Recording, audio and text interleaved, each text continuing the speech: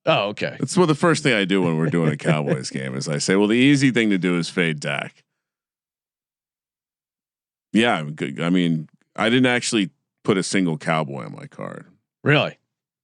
Yeah. Well, I don't play that way. I do understand the concern with the Raiders defense in general, but I think this game could get ugly, especially early. So I like I think it's going to be ugly in what way? Just not being able to. Okay. I don't think I could see the Cowboys offense sputtering out of the gate. And again, very tragic story too. So I think there's a lot that this team is dealing with. So I don't think it's crazy for I would be surprised if we see a super focused Cowboys Definitely team. Different tragic magic. Well, it's distracting because some wild ass shit guy. just went Yeah, down. I don't know how to handicap. It's a guy you worked with, and certainly feel for those people, but they're going to be out there playing a game. I can't imagine you're locked in and focused. So how many times have the Raiders allowed a quarterback to throw for 255? Twice. Oh man, knew that without even looking it up. 287 against the Patriots and Drake May. 286 against Patrick Mahomes and the Chiefs. Matt Kurtz says something about Allegiant Stadium pumping that casino oxygen in. Dak over. I think that is urban legend. I'll have to ask. There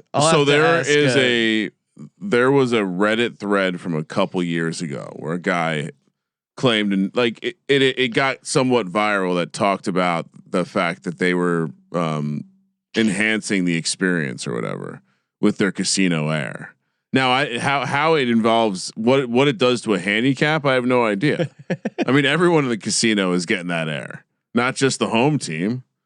So yeah, I mean, I think it's not quite the Golden Knights in terms of a Vegas experience. I would expect this to be more likely to be a gross under game. I don't know. It's just also the gambler in me that I don't think the average person did well this weekend betting on the games. And so the favorite and over bailout parlay just doesn't seem like it's going to come in. So according to a brief search, it is a urban legend that they pump oxygen into casinos. Yeah, it's true and not true. They do use like crazy air purification. I think they purify the air and they particularly keep it cool.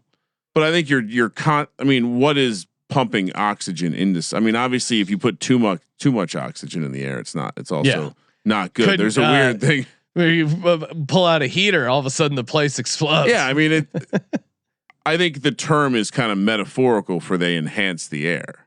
And there's some casinos where there's definitely some sort of scent being like populated in the fucking air. And then there's some casinos where you just have that like cool, refreshing, like, oh yeah, I'm in a place that allows you to smoke cigarettes and gamble. Yeah, and I'm reading some tactics they use. According to Wonderful Smells is one of them. When gamblers smell a tasty food, they are more likely to stick around and spend money. So you think they're pumping steak smells through the air? Is that why they have berries down there? They put the berries. Is it like Subway with the vent where the bread smells amazing coming out of Subway, but you go in there and it tastes like dog shit? Yeah, I've not heard a lot of people say the bread smells amazing at Subway. Oh, really? Yeah, that's a known thing. Ask the chat. I'm sure the chat will agree with me that I thought it was the opposite. I'll be honest. Really? I thought people hated the smell of Subway bread, like it was gross. Now, Mike pointing out the air pumping in the Circa is actually pretty cool because it comes up. So especially if it is a super hot day and you're wearing shorts, you can just stand over the vent.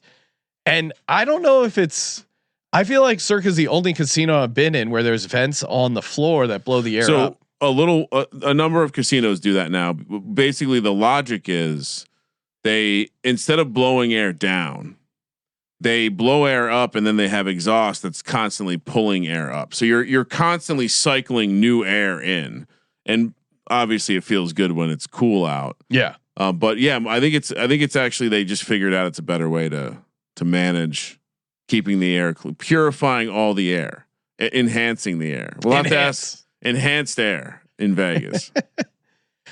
All right, so those are my main props. Kramer, what's one more for the audience?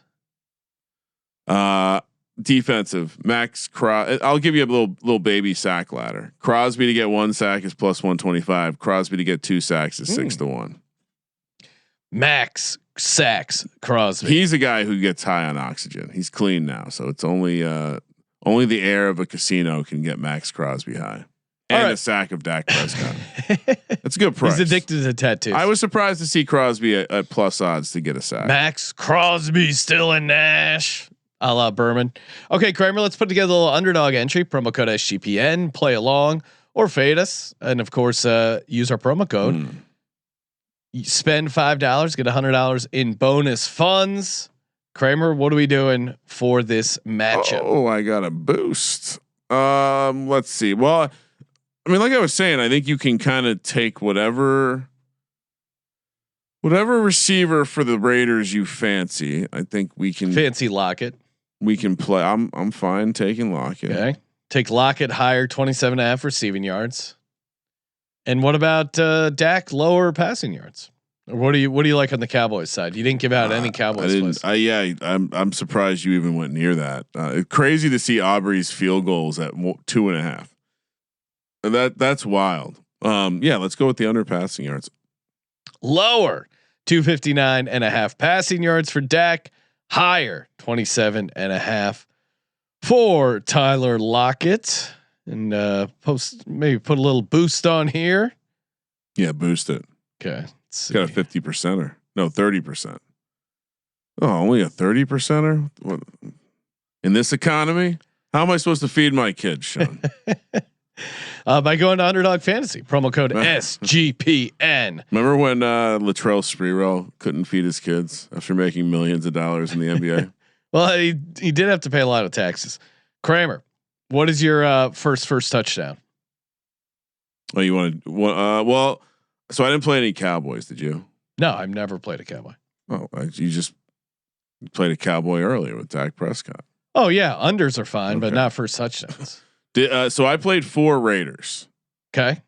Longest odds, Jack Beck. I think Betch. I think I watched an interview of him, and the reporter basically asked him, "Hey man, how is it having to deal with the pressure of being a 2nd round pick?" He's like, it's not really anything. Try getting up at your brother's eulogy and talking about him in front of thousands of people. And it's like, oh shit. Okay. Then you hear some of the other stuff the coaches have said about him. Now, granted, people were speculating he would get this chance last time they saw the field. He really didn't. It was more Lockett. But now coming off the bye, this is the time you often see the rookie receivers start to ascend. I'm just making a little bit of a bet that he gets a little bit more involved. So he's 100 to 1. Raiders defense is 50 to 1. Dante Thornton Jr. is 30 to 1, and Tyler Lockett is 22 to 1. So like I said, I sliced Trey Tucker out of the equation because he was the expensive guy, and I'm just going to take the other pass catchers and the Raiders defense, of course, because when Max Crosby gets that sack fumble. I'm keeping it simple. Give me Geno Smith 50 to 1 and Tyler Lockett 22 to 1. The old bros, the old Seahawks hang, huh? Yep. They have chemistry. And I would say this, stay tuned for my DGen play, but the Cowboys 4 rushing touchdowns allowed to the quarterback. They're just, people thought I was crazy for playing Jacoby Brissett anytime touchdown against the even not historic non-rushers will get in against this Cowboys team. Geno will get loose once in a while, though. He is a little banged up, which that always concerns me, but yeah, it's 50 to 1. Can't take it with you, Ryan. All right. My DGen only parlay clocking in at a very respectable 88 to 1. Geno Smith, anytime touchdown. Brock Bowers, 100 receiving yards, and Raiders -6.5. Okay. Well, alt number. This is almost exactly what I did with the Cardinals, except I didn't. With the Cardinals, I made the mistake of putting it up to 9.5. That's where I got greedy. Now, certainly it was Marvin Harrison, so I only had to put it up to 80 yards. Brock Bowers, his base number is a little lower, so yeah. I mean that it certainly is in line with the alt number, I guess. Kramer? What was that price? 88 to 1. Nice. Mine's only 35 to 1. And I thought you were going to steal it from me earlier in the show. Wow. Well, it's Tyler Lockett related. I'm still curious of your bet. I'm going to be placing that as well as if I can actually find a 12 to 1. Lockett, most receiving yards in the game is 35 to 1. This doesn't actually seem that ridiculous. The handicap is for him versus one of the Cowboys, you would assume. And so when you look at the number, him being 26, Brock Bowers being 73, CeeDee Lamb being 86, that's the competition. So then I'm like, all right, well, let's just make it about getting to 100 yards. So what do you think the Tyler Lockett 100-yard price is? 10 to 1. 17 to 1. Yeah, if he gets 100 yards, he's right. So 17 to 1 versus 35 to 1. And like you mentioned, they have the chemistry. You know what it's going to remind you of? The Russ Wilson throwing the ball to Wan'Dale Robinson. You're going to see some moon balls from Geno. And I think that's the number one thing this Cowboys defense struggles with is when the coverage sinks back to the safety. And so we'll see how it goes. I like the Lockett stuff. If you just want to play a ladder instead, go for it. But I think Lockett has a huge game. Huge game. I do as well. Smash! Love me some Tyler Lockett. And I like that. Like him to have. I didn't go super huge though, but 35 to 1, pretty solid price for a guy who it's reasonable for me to think that for him to have more yards than Brock Bowers doesn't seem that crazy considering Brock Bowers will be the focus of the Cowboys defense.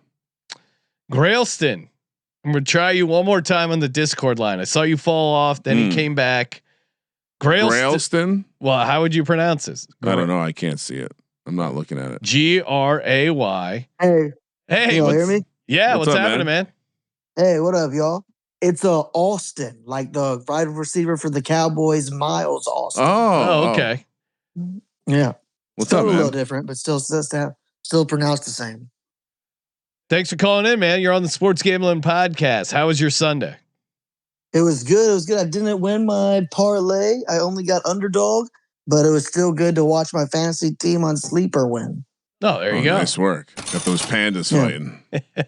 Do you got to play for? You got to play for Monday night? You like? What do y'all think about Tyler Lockett anytime touchdown? Love Let's go. We're a Tyler Lockett program right here. Do you know he didn't have sex until he was a professional football player? Pretty crazy. Pretty crazy. You have to know when to come. And he saved it. Imagine being a stud receiver all college and just not having any sex. Yeah, that seems crazy. Yeah, do you know that seems crazy. Like a real waste. Austin, do you have who's your favorite team? The New Orleans Saints. Oh, boy. Okay. Yeah. Shout out to the Saints. Well, congrats. You guys beat the Panthers, knocked us out of Survivor. I hope you're happy about that, Austin. I am happy about it. Do you think we can beat the Falcons next weekend? I think anyone can beat the Falcons. Oh, hell yeah. That's what I like to hear. As long as you get it to the fourth quarter and you're not down 20 points, you should be all right. I bet. All right. Thanks for calling in, Austin. Yeah. Thank y'all. Appreciate it. Let it ride. Tyler Lockett didn't have sex until he was 30. Well, supposedly. That means he was a professional football player for a number of years. Yeah, I mean that feels almost impossible, right? Well, also people could lie. That would be like, or they could have sex with people that maybe they don't want the world to know about, so they say I'm not having sex instead. What's more likely, you being able to walk across the 405 blindfolded, okay, or you as a professional wide receiver? I have elite awareness. Or you as a professional wide receiver in the National Football League not having sex for 8 seasons. It's the AC Green thing, right? 8 seasons. That is tremendous. Tremendous. You have to know when to come. Hey, good times as always. Appreciate everyone smashing that subscribe button, telling a buddy to subscribe to the Sports Gambling Podcast. We got a bunch of shows coming up. Of course, tomorrow night we'll be talking Thursday night props after Monday Night Football. A little later show. We got college football this week, NFL picks, NFL props. We got it all. And of course, as always, thank you for participating in the Sports Gambling Podcast. For the Sports Gambling Podcast, I'm Sean, second the money green. He's Ryan. A quick scheduling note. We will be doing a daytime college football episode this week. Kramer, let it ride.